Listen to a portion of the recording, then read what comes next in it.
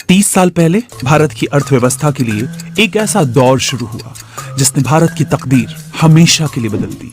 Liberalisation यानी उदारीकरण के इस दौर से पहले भारत की इकोनॉमी बंद थी, यानी तब सरकार ही सब कुछ तय करती थी। मान लीजिए अगर एक कंपनी खड़ी करनी होती तो सरकार तय करती थी कि उसका उत्पादन कितना होगा, कितने लोग काम करेंगे और उसकी कीमत कितनी होगी। इस सिस्टम को लाइसेंस परमिट राज के नाम से जाना जाता था। लेकिन फिर भारत ने अपनी अर्थव्यवस्था को खोलने का फैसला किया, यानी सरकार ने निजी कंपनियों से अपना कंट्रोल खत्म किया, विदेशी कंपनियों को भारत में आने की इजाजत दी। 24 जुलाई 1991 का दिन, उस वक्त के वित्त मंत्री मनमोहन सिंह ने बजट पेश किया और आर्थिक सुधारों की घोषणा की। तब अपने बजट भाषण में उन्होंने कहा था कि धरती की कोई भी ताकत उस आइडिया को रोक नहीं सकती जिसका वक्त आ गया है। लेकिन ये समय आया क्यों और कैसे? दरअसल आजादी के बाद से ही भारत की आर्थिक हालत अच्छी नहीं थी, लेकिन 90 का दशक आते आते देश एक ऐसे मुहाने पर आकर खड़ा हो गया था जहां कुछ भी स्थिर नहीं था। 1988 में ही अंतर्राष्ट्रीय मुद्रा कोष ने प्रधानमंत्री राजीव गांधी से कहा था कि भारत आर्थिक संकट की तरफ तेजी से जा रहा है, जिससे बचने के लिए आप एक लोन ले लीजिए। राजीव गांधी भी सलाह से सहमत थे, लेकिन आम चुनाव नजदीक होने की वजह से उन्होंने इस पर ध्यान नहीं दिया। लेकिन फिर 1989 के आम चुनाव में वीपी सिंह की सरकार बनी और जब वीपी सिंह प्रधानमंत्री बने तो उन्होंने शुरुआती बयानों में कई बार कहा कि सरकारी खजाना खाली है। वीपी सिंह सरकार ज्यादा दिन तक नहीं टिक पाई और फिर चंद्रशेखर प्रधानमंत्री बने। उनके वित्त मंत्री बने यशवंत सिन्हा। हर दिन के साथ देश का आर्थिक संकट और गंभीर होता जा रहा था। उस वक्त भारत में विदेशी मुद्रा भंडार घटकर केवल 2 अरब डॉलर का रह गया था। खुद यशवंत सिन्हा बताते हैं कि भारत के पास विदेशी मुद्रा का इतना ही भंडार था जिससे कि 2 हफ्ते के आयात का खर्च ही उठाया जा सकता था। उस समय भारत कर्ज में सिर से पांव तक डूबा था, लेकिन उसे और भी कर्जों की जरूरत थी।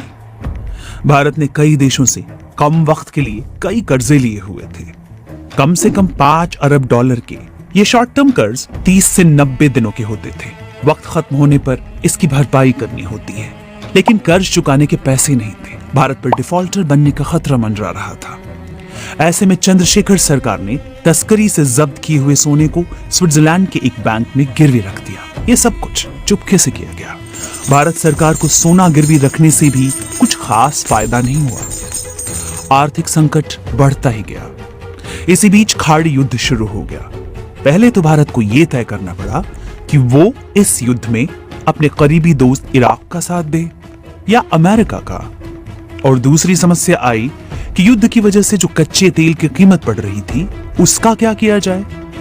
युद्ध से पहले भारत तेल के आयात पर हर महीने 500 करोड़ खर्च कर रहा था, लेकिन युद्ध शुरू होने के बाद उसे हर महीने 1200 करोड़ रुपए खर्च करने पड़ रहे थे। सरकार ने आर्थिक संकट से निपटने के लिए अंतर्राष्ट्रीय मुद्रा कोष का दरवाजा खटखटाया। आईएमएफ के अलावा भारत को कोई कर्ज देने के लिए तैयार भी नहीं था।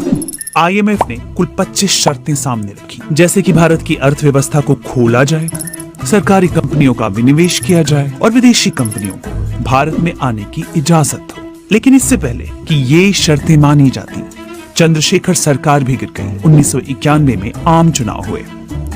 नरसिम्हा राव, जिन्हें राजीव गांधी ने चुनाव लड़ने के लिए टिकट नहीं दिया था, वो सियासत से आधे रिटायर हो चुके थे। लेकिन तकदीर को कुछ और ही मंजूर था। चुनावों के बीच में राजीव गांधी की हत्या हो गई। चुनाव में कांग्रेस को बहुमत नहीं मिला। सरकार बनाने के लिए दूसरी पार्टियों के साथ गठबंधन किया गया और नरसिम्हा राव प्रधानमंत्री बने और उनके वित्त मंत्री बने मनमोहन सिंह। नरसिम्हा राव सरकार ने रिजर्व बैंक ऑफ इंडिया के पास रखे देश की गोल्ड रिजर्व को 2 विदेशी बैंकों में गिरवी रख दिया। इस काम को भी चुपके से अंजाम दिया गया, लेकिन इंडियन एक्सप्रेस के खोजी पत्रकार शंकर अय्यर ने इस खबर का पता लगा लिया।